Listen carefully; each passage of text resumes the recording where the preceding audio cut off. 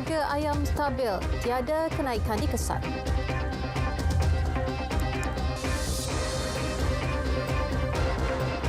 Assalamualaikum dan salam Malaysia Madani. Hari ini penamatan subsidi dan kawalan harga bagi ayam berkuat kuasa secara rasmi dan penamatan itu selaras pendekatan penyarasan semula subsidi secara berfasa yang dilaksanakan kerajaan seperti diumumkan Perdana Menteri Datuk Seri Anwar Ibrahim dalam Belanjawan 2024 dan tinjauan RTM di beberapa lokasi mendapati harga bahan makanan itu masih stabil dan tiada kenaikan dikesan. Di Kedah, Pengarah KPDN Negeri Effendi Rajanikan berkata, tinjauan di Pasar Besar Alustar mendapati ayam dijual pada harga siling RM9.40, malah ada peniaga menjualnya pada harga RM7.50. Harga telah ditetapkan 94. So ke mana-mana pun harga tetap kena harga yang 94. Jadi kita tak benarkan kenaikan harga dan sebagainya. Dan kita dapati bahawa pasaran-pasaran besar yang kita telah tinjau sebentar tadi, harga masih dalam 749, 799 dan sebagainya. Jadi saya menjangkakan dengan kerjasama semua pihak, harga ayam tetap terkawal dan tiada kenaikan akan berlaku. Pemantauan berterusan dilakukan dan tindakan tegas akan diambil jika terdapat peniaga menjualnya pada harga tidak munasabah. Di Melaka pula, tinjauan di Pasar Besar Negeri itu mendapati bekalan ayam dijual dari RM8.50 hingga RM9.40, manakala di Pasar Raya dijual serendah RM7.39. Harga ayam dekat pasaran sekarang Pasar Besar Melaka ni dia sentiasa turun naik. Jadi bila ayam turun kita orang jual murah sikit, turun lah. Kalau naik mungkin lebih sikit. Kita bergantung pada harga datang, berapa harga datang kita ambil mileage yang kita jual ya. Tak ada apa masalah. Masa sekarang ni harga memang stabil lah. Memang bekalan cukup. Sementara itu, pengguna di Tawau Sabah reaksi positif dengan keputusan kerajaan menamatkan sepenuhnya pemberian subsidi dan kawalan harga bagi ayam. Kerajaan harus melihatlah subsidi bersasar ni yang diperkenalkan amatlah baik. Saya rasa ada baiknya kerajaan mensubsidi transport di Sabah agar harga-harga barang di Sabah selaras dengan harga barang di Semenanjung. Apa yang kerajaan akan lakukan untuk rakyat Malaysia mendapat artinya manfaat yang lebih baiklah kepada kita rakyat Malaysia secara keseluruhannya. Perkembangan banjir di Perak. Jumlah penduduk terjejas direkod terus meningkat kepada 329 orang daripada 94 keluarga pagi ini berbanding 316 orang semalam. Sekretariat Jawatankuasa Pengurusan Bencana Negeri menerusi kenyataan memaklumkan 3 PPS masih beroperasi iaitu di daerah Krian dan Hilir Perak. PPS Dewan Seberguna Padan Tembak menempatkan penduduk terjejas paling tinggi iaitu seramai 183 penduduk daripada 54 keluarga. Sementara itu, 90 penduduk daripada 22 keluarga dipindahkan ke PPS Kolam Kebangsaan Jangkat Lobak. Manakala PPS Sekolah Kebangsaan Alupongsu pula menempatkan 56 penduduk daripada 18 keluarga. Perdana Menteri Datuk Seri Anwar Ibrahim menerima kunjungan hormat rakan sejawatannya dari Belanda Mark Rutte di Putrajaya. Mark Rutte dalam lawatan kerja 2 harinya ke Malaysia bermula semalam turut mengiringi Menteri Luar Negeri Datuk Seri Dr. Zamri Abdul Kadir. Kedua-dua pemimpin dijadual membincangkan hubungan dua hala Kuala Lumpur Amsterdam selain bertukar pandangan mengenai isu-isu serantau dan antarabangsa yang berkepentingan bersama. Perdana Menteri juga akan meraih kelawatan Mark Rutte dalam jamuan makan tengah hari. Lawatan ini merupakan lawatan kedua Mark Rutte ke Malaysia selepas lawatan sulungnya pada 2014. Sarawak semakin menjadi tumpuan pelabuhan antarabangsa seiring perkembangan sektor teknologi hijau di negeri itu. Timbalan Premier Dato' Amar Awang Tengah Ali Hassan berkata lebih 32 bilion ringgit nilai pelaburan dicatat tahun lalu, manakala 12 bilion ringgit pula diraih dalam tempoh beberapa bulan tahun ini. Menurut beliau, keadaan sosioekonomi Sarawak yang stabil turut membuka ruang pelaburan antarabangsa. Kita ini menjadi satu destinasi pelaburan sebab mereka lihat Sarawak ini stabil. Itu yang utama. Cukup stabil. Okey. Dan rakyat kita walaupun tak ramai, tapi semua bersatu. Di kalangan anak-anak muda kita, dia mudah dilatih kerana kita mempunyai dasar. Dasar yang business friendly. Dan kita selain daripada insentif yang diberi oleh kerajaan persekutuan, kita juga menawarkan insentif ya. Dan dari segi pertimbangan ya, satu lokasi kita, keupayaan kita untuk mengadakan green energy ini. Mereka sungguh tertarik dengan our policy with regard to green energy and green economy. Beliau bercakap dalam naratif khas di Angkasa Puri.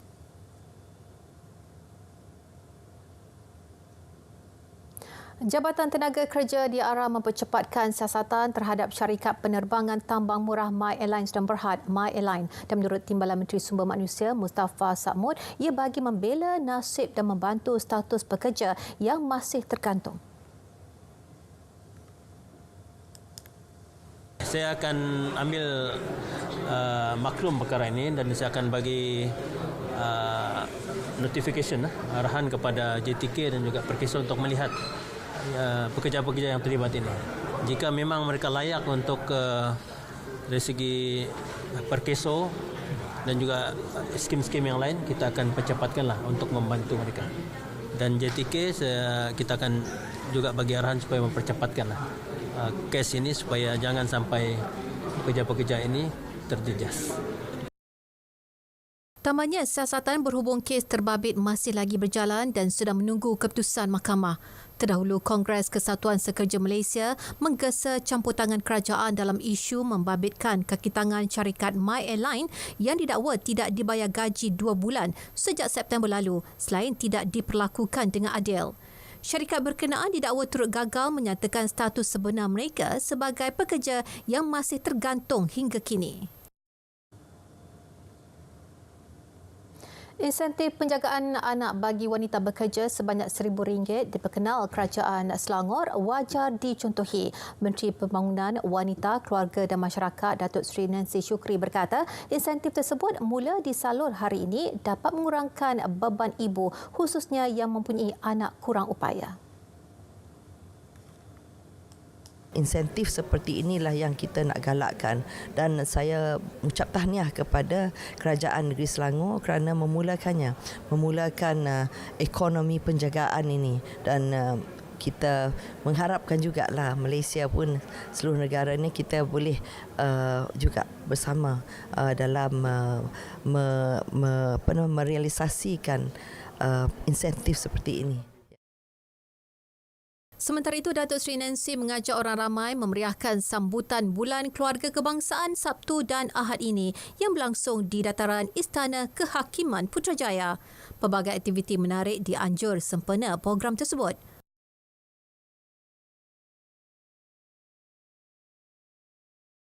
Kita ada juga diskaun untuk keluarga bercuti. Ini kita kerjasama dengan Motek. Jadi kita galakkan juga supaya keluarga mengambil bahagian dalam percutian keluarga ini. Dan ada juga yang PDRM buka kaunter, JPJ, banyak lagi lah kita supaya ramai datang. Faham-faham lah bila kita sebut macam ni kan. Faham-faham. Dan banyak lagi aktiviti. Beliau berkata demikian selepas menghadiri program Selamat Pagi Malaysia. Baik, jadi sebagai permulaannya Datuk Seri mungkin Datuk Seri. Hai, saya Yasmin Hani. Saya Nafisa. Temui kami dalam Sembang-Sembang ASNB 2023 yang akan membincangkan topik pelaburan. Benarkah lebih awal bermula, lebih selesa bersara? Sembang-Sembang ASNB. Semuanya di Shopee. Shopee 11. Yeah. Jualan hebat kembali lagi. Jom beli semua. Dengan harga rendah. Beli sekarang. Bertemu kembali. Langkah tangani gejala buli dan jenayah cyber yang makin meningkat. Jadi fokus sidang Dewan Rakyat. Jadi untuk perinciannya bersama Fauzura Yusof di Parlimen. Silakan. Guru kaunseling di sekolah-sekolah bawah KPM akan ditambah bagi membendung gejala buli yang terus meningkat. Pelajar terlibat termasuk pembuli dan mangsanya akan diberi bimbingan. Yang memang kita akan pastikan kalau kes buli bertambah, kita akan sebab tindakan yang immediate atau seterusnya yang terutamanya menangani murid-murid sekolah adalah kaunseling, adalah bimbingan. Mereka mesti diberi penyedaran atau bimbingan yang sepatutnya untuk tahu mengapa mereka buli, mereka ingin buli, melakukan perbuatan buli, dan kaunseling adalah amat mustahak.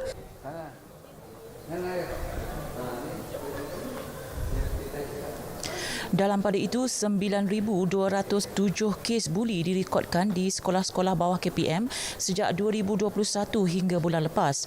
Siasatan terhadap kes berkenaan telah pun dijalankan. Tindakan susulan turut dilaksana dengan fokus kepada usaha untuk beri bimbingan. Kes buli ini atau gejala sosial ini melibatkan banyak pihak, bukan hanya daripada ibu bapa, NGO juga kita amat memerlukan libatan daripada NGO, daripada komuniti setempat. Tujuan kami memang adalah untuk memastikan kes buli dapat dikurangkan. Kes buli di sekolah-sekolah bawah KPM meningkat kepada 3,887 kes pada 2022 berbanding 326 kes tahun sebelumnya. Manakala sepanjang 10 bulan pertama tahun ini, 4,994 kes seumpama dilaporkan. Sementara itu, Dewan turut dimaklumkan 16,752 panggilan diterima Pusat Respons Kem Kebangsaan NSRC sejak Oktober tahun lepas hingga kini. Jumlah kerugian yang dicatat lebih 128 juta ringgit. 24.4 juta daripadanya berjaya diselamatkan dan dipulangkan kepada mangsa. Dalam menangani kes jenayah komersial, pelbagai kaedah dan usaha telah dilaksana agar masyarakat tidak menjadi mangsa kepada jenayah cyber. PDRM melalui Jabatan Siasatan Jenayah Cyber sentiasa komited agar informasi kini berkaitan dengan modus operandi dan teknik-teknik yang digunakan oleh skamer dapat disalur kepada masyarakat melalui pelbagai kaedah, sama ada secara bersemuka ataupun melalui sosial media.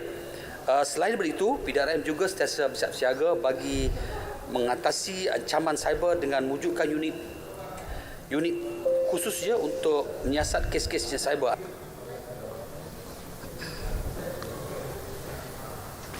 Dalam pada itu, PDRM telah pun mengemukakan beberapa cadangan pindaan terhadap Kanun Tata Cara Jenayah dan Kanun Keseksaan bagi menangani jenayah cyber. Penambahbaikan terhadap kerangka perundangan perlu dilaksana selari perkembangan teknologi. Cadangan pindaan akta berkenaan sedang diperhalusi kementerian bersama pihak berkaitan termasuklah Jabatan Peguam Negara.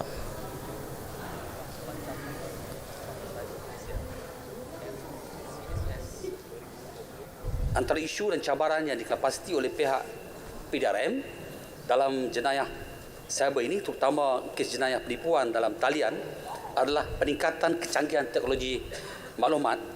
Kecanggihan teknologi maklumat membolehkan penjenayah dapat berhubung dengan mangsa tanpa sempadan, dan penjenayah juga boleh menghapus jejak mereka agar sukar dikesan oleh pihak berkuasa. Selain aspek perundangan, fokus juga tertumpu kepada usaha tingkatkan kepakaran dan juga pengetahuan anggota PDRM. Mereka akan dihantar mengikuti kursus berkaitan jenayah cyber. Turut dilaksana penambahbaikan dan juga pemerkasaan kemudahan terutama makmal forensik dan unit digital forensik PDRM. Dalam pada itu, setakat bulan lepas hanya 51 daripada 1,365 kanak-kanak di institusi bawah Jabatan Kebajikan Masyarakat JKM belum memiliki dokumen pengenalan diri. Jumlah itu berkurang berbanding 158 kanak-kanak tahun lalu. Dalam menguruskan dokumen pengenalan diri kanak-kanak, JKM senantiasa bekerjasama dengan Jabatan Pendaftaran Negara dalam urusan permohonan daftar lewat kelahiran bagi mendapatkan sijil kelahiran, dan pihak JPN senantiasa memberikan keutamaan membantu kanak-kanak JKM untuk mendapatkan sijil kelahiran sebelum kanak-kanak tamat perintah berada di institusi JKM. Ketika ini, 39 institusi kanak-kanak bawah JKM sedang beroperasi di seluruh negara. Baik, Dewan berhenti rehat seketika sehingga pukul 2.30 petang dan akan meneruskan semula penggulungan rang undang-undang perbekalan 2024. Terus bersama dengan kami untuk mengikuti perkembangannya. Sekian laporan sidang Dewan Rakyat dari Sungai hingga Segara, Palestin pasti merdeka. Kembali ke Angkasa Puri. Baik, terima kasih Fazura.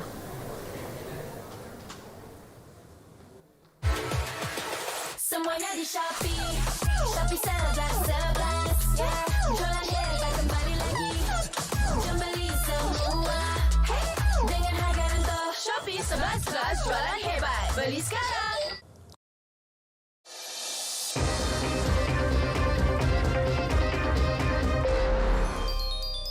Bursa Malaysia dibuka rendah walaupun pasaran Wall Street ditutup lebih kukuh semalaman menjelang keputusan mesyuarat Rizab Persekutuan Amerika Syarikat. Indeks FBM KLCI susut 2.91 mata kepada 1439.23 mata setakat pukul 12.35 tengah hari tadi. Di kaunter saham paling aktif, Kelasita kekal pada 6.5 sen, manakala Sedania meningkat 3 sen kepada 21.5 sen. Diikuti SCIB naik setengah sen kepada 55.5 sen. Sementara itu, kaunter saham paling untung menyaksikan R-View naik 24 sen kepada RM3.35. Ulicorp pula meningkat 11 sen kepada RM1.85 dan KLK pula bertambah 8 sen kepada RM22.06. Ringgit dibuka rendah berbanding dolar Amerika Syarikat pagi tadi menjelang keputusan jawatankuasa pasaran terbuka persekutuan lewat malam ini, dan pada pukul 12 tengah hari ringgit diniagakan pada 4.77 berbanding dolar Amerika. Berbanding dolar Singapura, ringgit disebut pada 3.48 dan berada pada 3.15 berbanding yen. Ringgit diniagakan pada 5.79 berbanding pound sterling dan disebut pada 5.04 berbanding euro. Manakala berbanding baht pula, ringgit didagangkan pada 13.17. 5 syarikat dipilih menyertai program bimbingan intensif anjuran Petronas Ventures sebagai usaha menyokong pertumbuhan syarikat pemula khususnya dalam sektor teknologi. Pemilihan dibuat setelah menjalani sesi bengkel 16 minggu dan pembentangan idea menerusi program Future Tech edisi ketiga.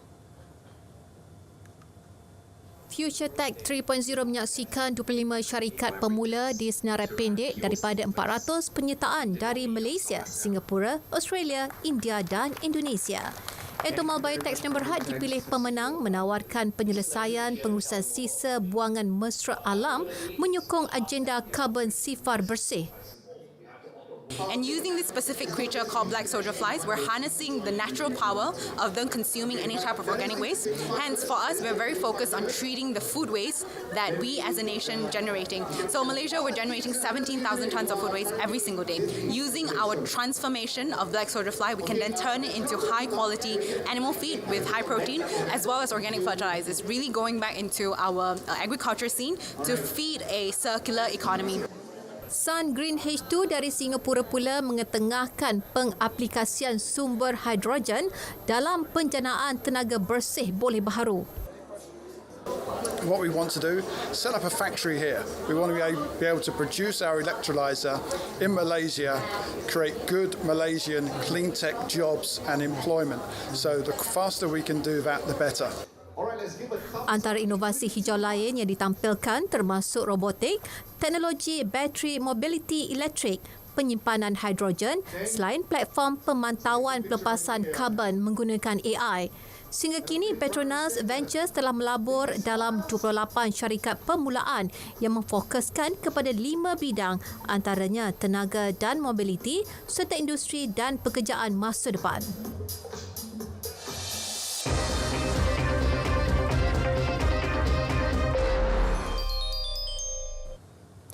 Kejam, serangan terbaru rejim Zionis mengebom kem pelarian Jabalia di utara Gaza petang semalam waktu tempatan.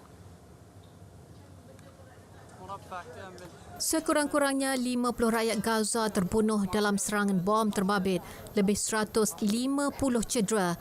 Kebanyakan mangsa merupakan wanita dan kanak-kanak. Perkara itu disahkan Menteri Dalam Negeri Gaza, Iyad Al-Bozum. Ujarnya rejim Israel mengebom keseluruhan bangunan orang awam itu yang dikenali Blok 6. Kem tersebut menjadi penempatan sementara selepas rumah mereka diduduki pendatang rejim Israel dan tidak selamat sejak perang tercetus 7 Oktober lalu. Tanpa menghiraukan desakan antarabangsa, rejim Zionis meningkatkan serangan udara dan darat ke atas Gaza. 26 hari perang tercetus, lebih 8,500 rakyat Gaza terbunuh. Truk yang membawa peralatan dan bekalan perubatan dari Jordan tiba di gudang Kementerian Kesihatan Palestin di Ramallah petang Selasa dan truk sarap bantuan itu tiba melalui lintasan Karama disambut Duta Jordan ke Ramallah. Bantuan tersebut sebagai usaha kerajaan Jordan memberi sokongan kepada sektor kesihatan Palestin yang sebelum ini telah mengisytiharkan keadaan darurat kerana kekurangan ubat-ubatan, bekalan perubatan serta bahan api. Konvoi pertama bantuan terdiri 6 truk dan bantuan serupa juga tiba di lapangan terbang Al-Arish untuk membantu semenanjung Gaza. Jordan juga berusaha menyelaras bantuan lain menerusi kerjasama dengan PBB dan pertubuhan-pertubuhan kemanusiaan antarabangsa lain. Ia bagi memudahkan kemasukan bantuan untuk memenuhi keperluan rakyat di Palestin. Kemusnahan besar di Gaza akibat serangan berterusan rejim Israel mengundang malapetaka kesihatan awam. Pertubuhan Kesihatan Sedunia WHO berkata Gaza dibelenggu risiko kematian yang tinggi berikutan kerosakan kepada prasarana air dan kebersihan. Malah jumlah penduduk yang kehilangan tempat tinggal juga meningkat selepas menjadi mangsa pengeboman berterusan oleh rejim.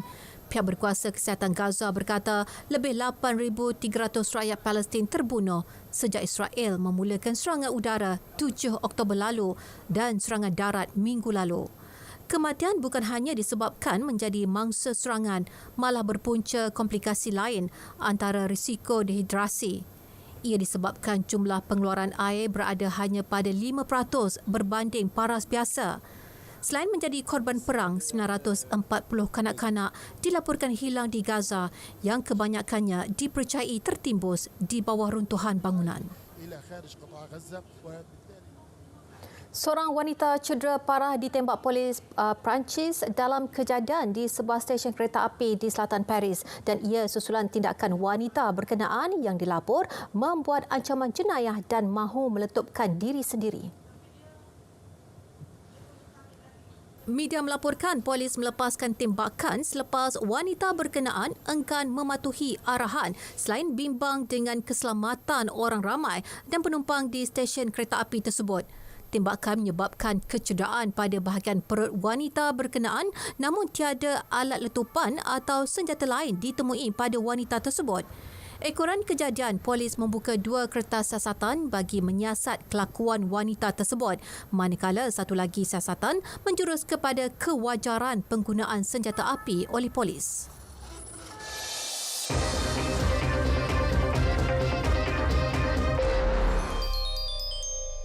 Kejohanan Hoki Piala Sultan Johor 2023, Malaysia menamatkan kempen peringkat kumpulan B dengan kekalahan ketiga berturut-turut. Skuad remaja negara tewas 2-3 kepada Pakistan dalam aksi takhir kumpulan yang berlangsung di Stadium Hoki Taman Daya malam tadi. Kekalahan itu menyebabkan skuad kendalian Muhammad Amin Rahim menghuni kedudukan tercorot kumpulan B di belakang India, Pakistan dan New Zealand. Dalam aksi tersebut, Pakistan yang telah mengesahkan kedudukan kedua terbaik kumpulan kekal bernafsu memburu kemenangan dan berjaya mendahului pada minit ke-13 menerusi jaringan padang Abu Zar. Pakistan melebarkan kedudukan melalui Arbaz Ahmad pada minit ke-21, kali ini hasil pukulan sudut penalti sebelum pasukan itu meraih gol ketiga menerusi Muhammad Khan pada minit ke-24. Malaysia cuba mempamerkan kebangkitan apabila berupaya mendapatkan jaringan pada minit ke-47 menerusi Syahmi Irfan Suhaimi. Pada minit ke-51, Syafiq Iqmal Daniel merapatkan jurang gol, namun usaha berterusan Malaysia gagal menghasilkan gol penyamaan. Selepas ini, Malaysia dijadual menentang Great Britain dalam aksi klasifikasi 5 hingga 8 pada Khamis. Dalam pada itu, Muhammad Amin Rahim akui kecewa dengan aksi pemain terutama pada separuh masa pertama apabila banyak memberi ruang kepada Pakistan menyerang.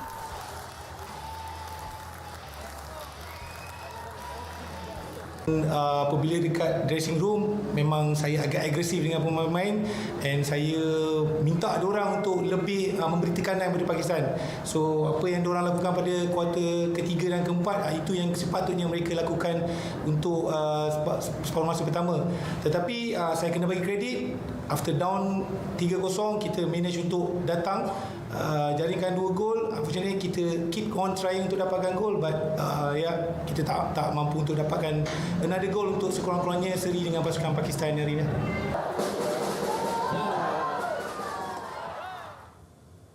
Menjelang Anugerah Bola Sepak Kebangsaan 2023 ABK 23 pada Disember ini, edisi kali ini bakal tampil dengan kelainan menerusi 2 kategori baharu, iaitu pemain terbaik Piala MFL dan penjaring terbanyak Piala MFL.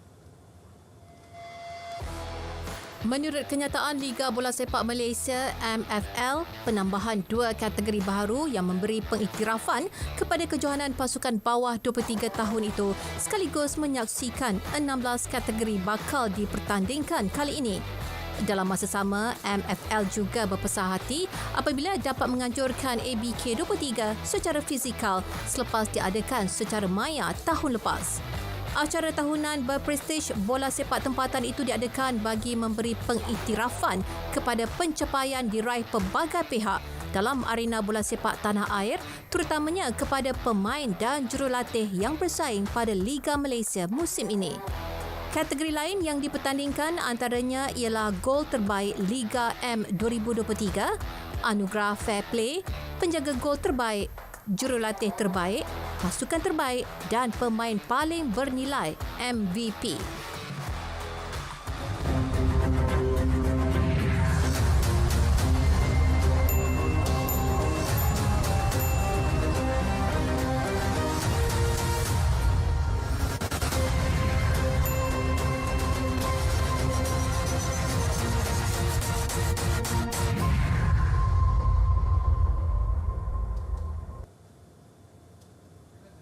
Baik, berita tengah hari berakhir di sini. Dari sungai ke segara, Palestin pasti merdeka. Dan itu, Assalamualaikum. Malaysia Madani, tekad perpaduan penuhi harapan.